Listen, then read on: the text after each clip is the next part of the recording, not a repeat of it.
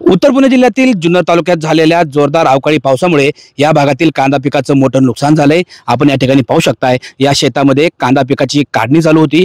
काढणी केल्यानंतर हे कांदे बराकीत वाहून नेऊन टाकण्यासाठी पिशव्यांमध्ये भरण्यात आले होते। मात्र अचानक अवकाळी पावसाला सुरुवात झाली। अवकाळी पावसाला सुरुवात झाल्यामुळे हे कांदे शेतकऱ्यांना उचलणंही शक्य झालं नाही आणि झाकणंही शक्य झालं नाही। खरं तर कांद्याचे बाजारभाव पडलेत। कांद्याचे बाजारभाव पडल्यामुळे या भागातील शेतकरी काढणी केलेला कांदा हा बराकीत साठवत असतो आणि या भागात कांद्याची काढणी सुरू असताना आज अवकाळी पावसाला सुरुवात झाली आणि अवकाळी पावसामुळे या ठिकाणी आपण पाहू शकताय कांदा पिकाचं मोठ्या प्रमाणात नुकसान झालेलं आहे। आपल्यासोबत आहेत या ठिकाणी कांदा उत्पादक शेतकरी। काका, काय सांगाल, तुमच्या शेतातील कांदा आज काढत असताना पाऊस सुरू झाला आणि हे सर्व कांदे भिजलेत। अचानक पाऊस चालू झाल्यामुळे सर्व कांदा शेतामध्ये भिजला। गोणी काढलेल्या, गोणी सुद्धा उचलताना आल्या कांद्याच्या भरलेल्या। सर्व काही असंच पडले, विस्कळीत झालं। लोकांनाही जास्ती पावसाने झोडपल्यामुळे त्यांचाही विलाज चालला नाही, आमचाही काही विलाज चालला नाही। सर्व पाण्यातच नुकसान झाले।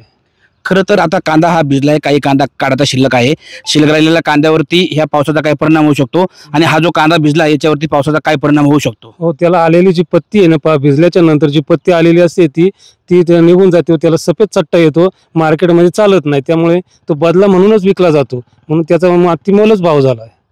खरं तर आपण या ठिकाणी पाहिलं, पावसामुळे या ठिकाणी काढलेला कांदा शेतकऱ्याचा भिजलाय आणि हा काढलेला कांदा आता या पावसामुळे भिजल्यामुळे याची पत्ती निघून जाईल।